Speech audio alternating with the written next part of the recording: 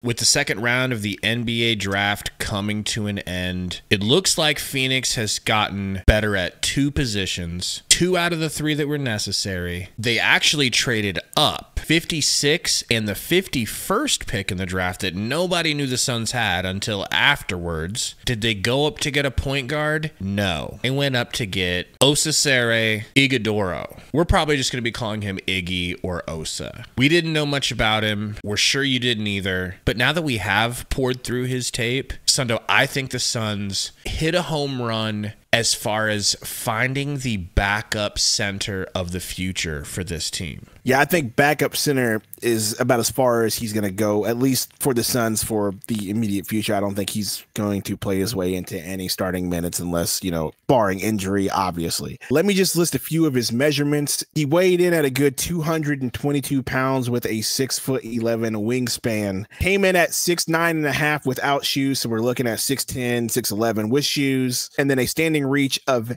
8'1/2", Gabe. So some decent measurements there, not ideal for me, but for a second round pick and the value you're going to get for him, it's fine. What we've seen on tape from him is he is going to be, in my opinion, an immediate upgrade from Drew Eubanks on defense. As far as fundamentally, he's really solid on defense. He makes the right decisions when guarding in the post. The only issue is coming in at 222 pounds. He's going to be a little light, so he's going to get pushed around. So he's going to have to gain some weight throughout his tenure with the Phoenix Suns. It's not even my opinion. He just has to. There's no opinion there. Like, that's just going to be a thing that he has to do. As far as pick and roll defense, where I believe Nurk and Drew Eubanks got tore up this past season, he's also really good. He's good at hedging. He's good at making sure that the guard doesn't have an open three. He has good hands there. And so I could see what the Suns were thinking when they took him. I could also see what the Suns were thinking when they took Ryan Dunn. So these 2 picks tell me that they are going to find players that are going to be good on defense to make things easier on Devin Booker, Kevin Durant,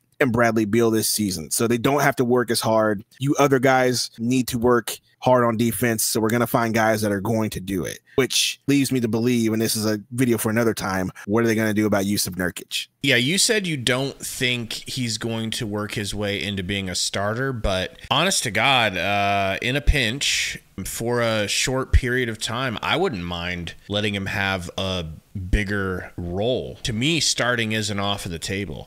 I think he's definitely going to look and feel 6'11" with shoes on. He's a physical defender, even though he's not heavy. And the heaviness, the weight, the strength, those are things that are fixable, unless you're somebody like Bol Bol, who's built like a human skeleton. For a guy like this, you look at his frame, dude looks like he was born to be 250 shredded. I think that's what you're going to get out of him. And I'll show you the picture I'm talking about, where you can just see bro is like muscle bound. So I think he's going to develop physically very nicely. But you're right. It's awesome that they're getting defenders that can take some defensive burden off of the stars. Osa is really good at playing the passing lanes. Now you're potentially getting other deflected passes, interceptions, fast break points going the other way for Book and Beal and KD in transition. Those are just the little things that add up to make a big difference. The other thing on defense that I really like for him, you mentioned his pick and roll defense, which is good, but his lateral quickness.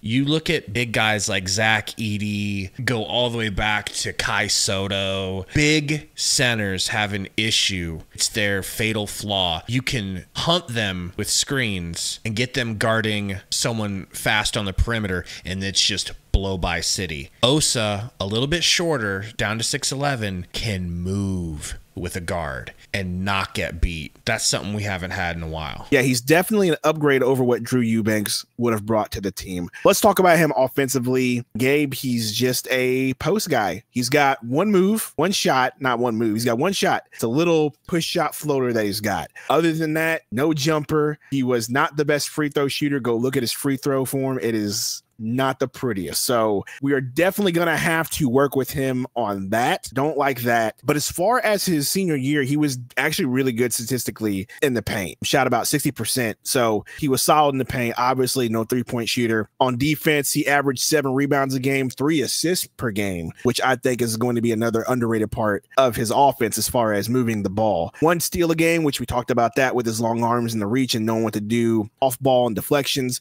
1 block per game. So that's an example of what he's going to bring defensively. But man, these offensive numbers, man, I don't like. And that's kind of where me and you tend to agree. We don't like the fact that he doesn't offer even a mid-range threat to the defense. This guy is in the paint all the time. But once again, for a rookie, you're not expecting him to really contribute offensively, but you still would like to have that threat on your team. And you're just not going to get that with him. And you're not getting that with Jusuf Nurkic. And so I have to agree with you. We're going to continue to run into this problem that you have with the offense. I don't know how they're going to guard us. Like you said, and teams figured it out. Hey, you don't have anybody to stretch the floor, so we can just congest the paint. Yeah, that's really my issue with this pick. Other than that, I think he can definitely develop all around. It's just that offensive game is just not there. That's something I do not like. I might surprise you here by disagreeing a little bit. I think he has 2 moves. Number 1 is scoring around the rim, dunks around the rim, and standing layups around the rim, even driving layups. All of that he does better than Nurk, and that was Nurk's real only offense, those things. We'll consider all of that just around the rim scoring. I know Osa is a clear upgrade in that category. But then you add what you said, that push shot, the floater. The floater is something that Nurk could not do. That floater range for Osa seems to be just inside the free throw line. So now you have Nurk, who normally could really only score in the restricted area. Now that at least comes out to the free throw line. Not a mid-range game like, oh, he can step in and hit 18-footers.